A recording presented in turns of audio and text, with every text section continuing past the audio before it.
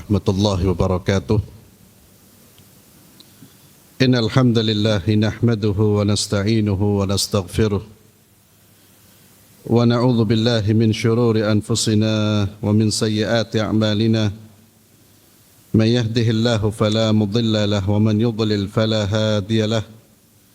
Wa asyhadu an la ilaha illallah wahdahu la syarika lahu. Wa asyhadu anna Muhammadan abduhu wa rasuluhu la nabiyya ba'dah. Wa ba'd. Para hadirin jamaah Masjid Al-Falah yang saya muliakan,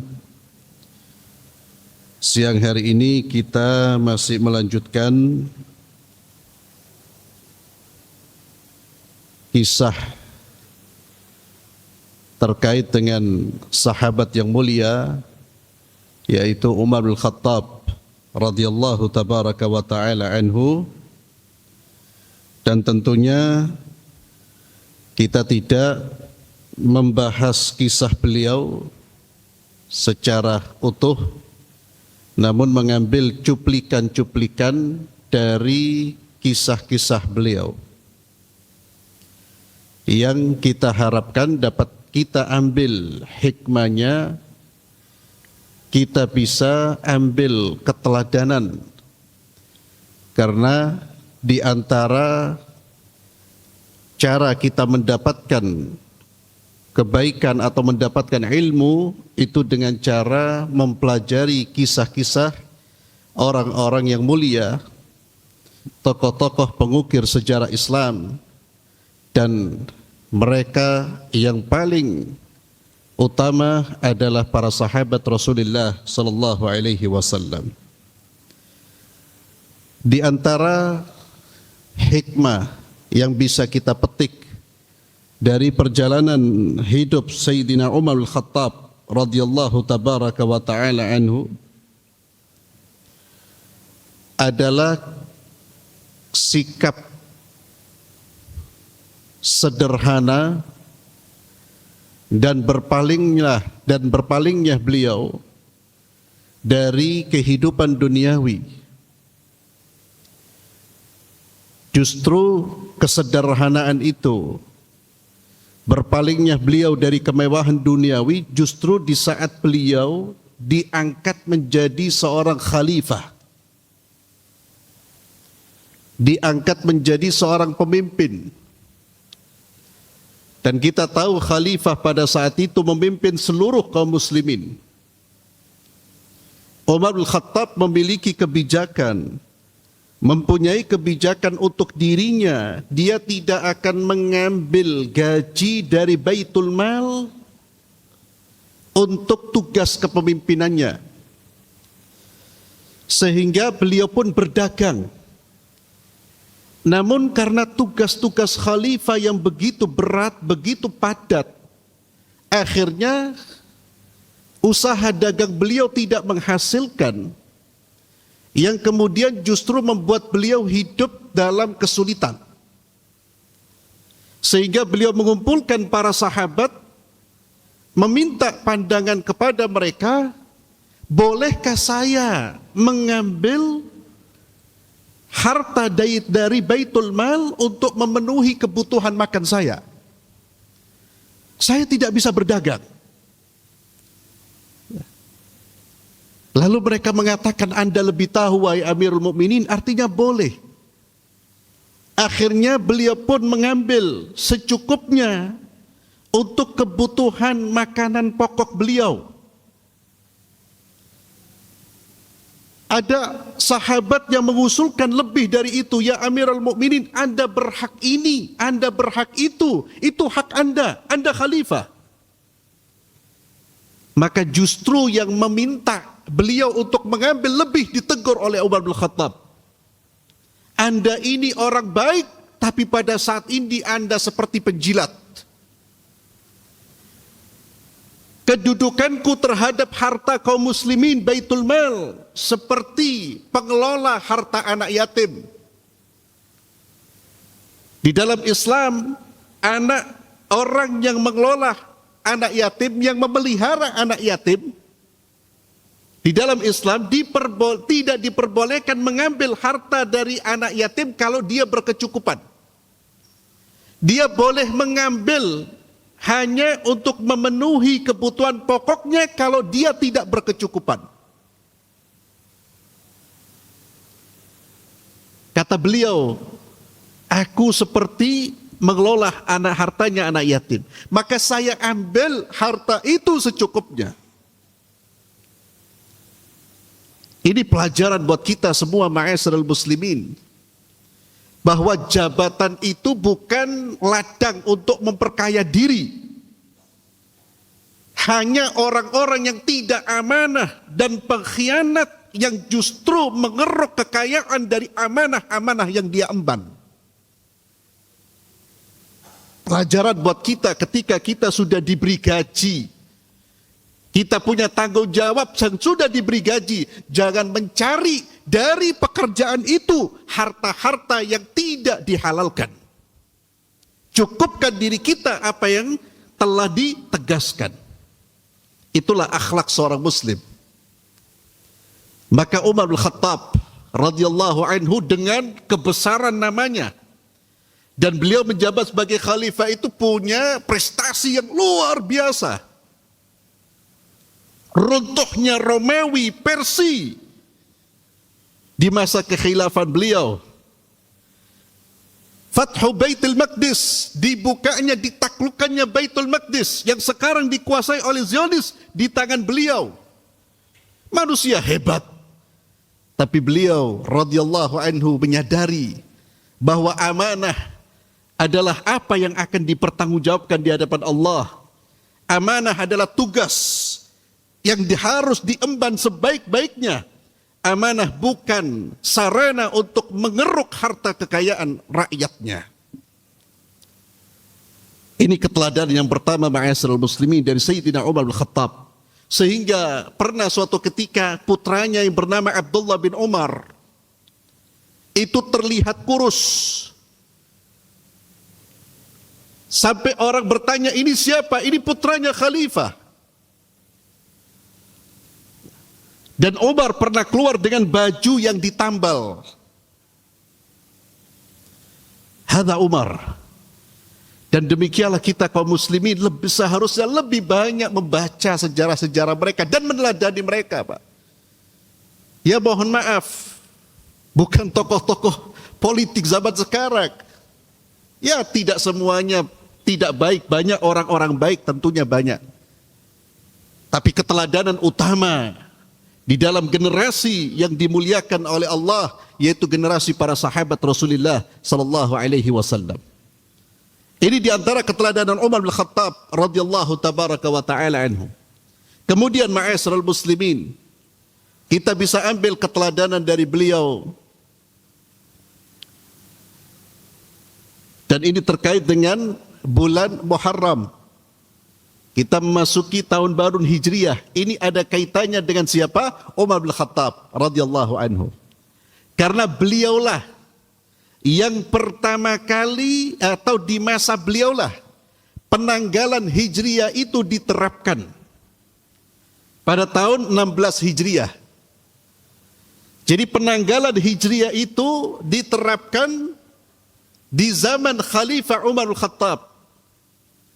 Ada kisah yang melatar belakangi terkait dengan penanggalan Hijriah ini, di mana ada satu kasus terkait dengan masalah keuangan yang kemudian di situ hanya muncul nama bulan Sya'ban, mungkin penagihan atau apa. Kata Umar, ini bulan Sya'ban yang harus dibayar bulan Sya'ban tahun ini atau depan atau kemarin. Bingung mereka. Dan pada saat itu orang-orang Arab itu sudah mengenal nama-nama bulan 12 bulan. Namun mereka tidak punya tahun yang tetap. Sehingga dulu sebelum ditetapkannya tahun Hijriah, tahun itu dinisbahkan kepada peristiwa-peristiwa besar yang terjadi pada tahun itu. Kita tahu Nabi Muhammad SAW dilahirkan pada tahun Gajah. Ya. Jadi pada saat itu, tahun itu dinisbahkan kepada peristiwa-peristiwa besar. Karena pada saat itu peristiwa besar adalah penyerangan Abraha ke kota suci Makkah untuk menghancurkan Ka'bah, dan Allah turunkan burung ababil untuk menghancurkan pasukan Abraha. Karena Ka'bah adalah Baitullah, rumahnya Allah. Maka dari kasus itu Umar pun berpikir ini harus ditetapkan penanggalan dengan tahun yang tetap. Lalu Umar pun mengumpulkan para sahabat-sahabatnya. Dan ini salah satu keistimewaan Umar bin Khattab, ma'asyiral muslimin. Sekalipun beliau sahabat yang selalu menyertai Nabi. Bahkan dikatakan oleh Rasulullah, aku masuk dan keluar bersama dengan Umar. Sekalipun beliau sahabat yang dipuji oleh Rasulullah, memiliki kecerdasan yang luar biasa. Namun ketika memutuskan perkara-perkara yang terkait dengan umat, beliau selalu mengumpulkan para sahabat-sahabatnya. Setiap ada masalah beliau kumpulkan orang-orang besar, para sahabat-sahabat beliau. Padahal beliau adalah pemimpin tertinggi, orang yang cerdas. Yang tentu wawasan keagamaannya sudah sangat mumpuni. Demikianlah Islam. Karena Allah perintahkan kita ketika kita berkumpul di satu organisasi, di satu tempat, ya bermusyawarah. Wa amruhum syura bainahum. Tapi jangan musyawarah untuk memutuskan perintah Allah.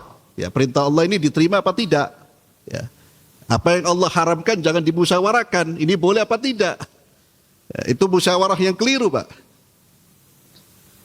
Tapi perkara-perkara yang memang belum diputuskan terkait dengan cara proses dan seterusnya. Maka pada saat itu Umar meminta pendapat. Ada yang berpendapat, wahai Umar, sudah kita buat tahun ini seperti tahunnya orang-orang Romawi dan Persia. Ditolak oleh Umar. Kita umat Islam, kuntum khaira ummah, umat yang diutus oleh Allah dengan menyandang sebaik-baik umat. Umat yang seharusnya memimpin, bukan yang dipimpin.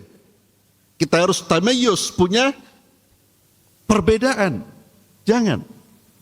Lalu ada yang mengusulkan, ya Umar, kita buat penanggalan Hijriah dengan hari kelahiran baginda Muhammad sallallahu alaihi wasallam. Ada yang mengusulkan dengan hari wafatnya baginda Muhammad sallallahu alaihi wasallam. Umar pun menolak. Para sahabat yang lain belum sepakat. Karena seseorang, ini selain Nabi Muhammad SAW, kalau Nabi Muhammad adalah seorang yang mulia. Selain Nabi Muhammad SAW, kemuliaannya bukan ditentukan oleh di mana dia lahir. Dari orang tua siapa dia dilahirkan, bukan itu yang menentukan kemuliaan seseorang. Adapun hari wafatnya, kata Umar, ini justru membuat kita sedih.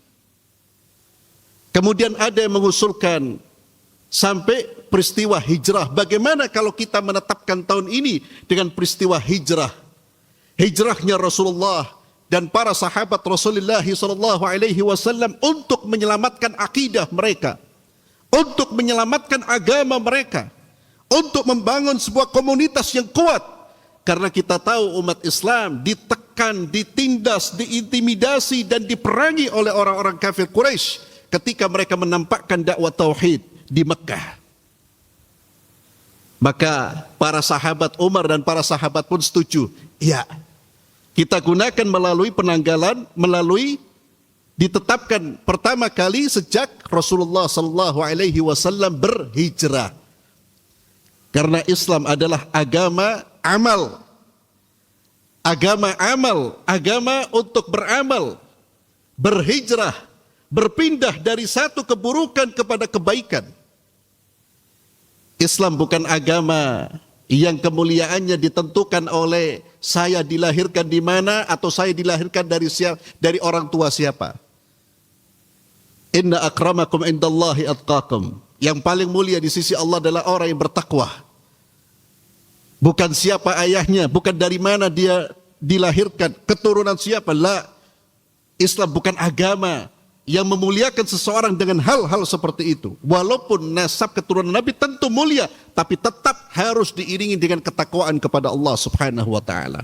Maka ditetapkan ma'asyiral muslimin, tahun penanggalan untuk umat Islam dimulai dari awal hijrahnya baginda Muhammad sallallahu alaihi wasallam dan sampai hari ini. Ya. Sampai hari ini, dan ditetapkan bulan pertamanya adalah bulan Muharram. Ini ikhwani fillah di antara kebaikan yang muncul di zaman Umar bin Khattab. Satu lagi ikhwani fillah yang nantinya insyaallah beberapa hal keteladanan yang bisa kita bahas di di bulan berikutnya. Satu lagi yang ingin kita sampaikan terkait dengan Umar bin Khattab radhiyallahu tabaraka wa taala anhu, bagaimana usaha beliau untuk menjaga akidah umatnya. Kita tahu ma'asyiral muslimin, pada peristiwa Hudaybiyah Rasulullah sallallahu alaihi wasallam Rasulullah sallam membaiat para sahabat-sahabatnya. Ya. Di salah satu pohon pada peristiwa itu, yang mana baiat di situ adalah baiat untuk membela Islam, untuk membela Rasulullah, membela sahabat. Allah sebutkan peristiwa ini di dalam surat Al-Fatah ayat ke-18. Laqad radiyallahu 'anil mu'minina idh yubayyi'unaka tahta asy-syajarah. Allah sebutkan Al-Fatah ayat 18. Allah ridha kepada orang-orang beriman yang membaiatmu di bawah sebuah pohon. Pohon ini disebutkan oleh Allah di dalam Al-Quran. Jumlah mereka yang berbaiat disebutkan dalam catatan sejarah. Ada jumlahnya 1.400, ada yang mengatakan 1.600 sahabat.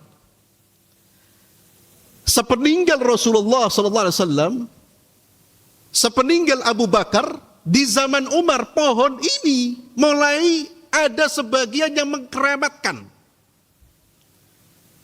Karena ini pohon bersejarah. Maka Umar bin Khattab, karena dia pemimpin tidak hanya mengurus soal perut rakyatnya, tapi dia punya tanggung jawab menjaga akidah umatnya. Maka beliau pun memutuskan untuk menebang yang namanya pohon, yang dimana di situ para sahabat berbaiat yang disebut dengan baiatur ridwan, ditebang Pak. Umar tidak ingin masyarakat kemudian bergantung kepada hal-hal yang keramat. Tidak ada hal-hal yang keramat di dalam Islam. Kemuliaan keberkahan seseorang dengan amal perbuatan, dengan amal saleh. Dan tidak ada makhluk yang diagungkan. Yang diagungkan hanya Allah subhanahu wa ta'ala. Dan ini pula sebetulnya ada beberapa kejadian-kejadian peristiwa-peristiwa dari Umar yang menunjukkan bagaimana beliau menjaga akidah umatnya dan ingin agar umatnya itu betul-betul bergantung kepada Allah, mengagungkan Allah dan tidak mengkultuskan makhluk-makhluk Allah subhanahu wa ta'ala. Ini yang bisa saya sampaikan. InsyaAllah berlanjut pada bulan berikutnya. Kita tutup majlis kita di siang hari ini dengan doa kafaratul majlis. Subhanakallahumma bihamdik, asyhadu an la ilaha illa anta astaghfiruka wa atubu ilaik. Assalamualaikum warahmatullahi wabarakatuh.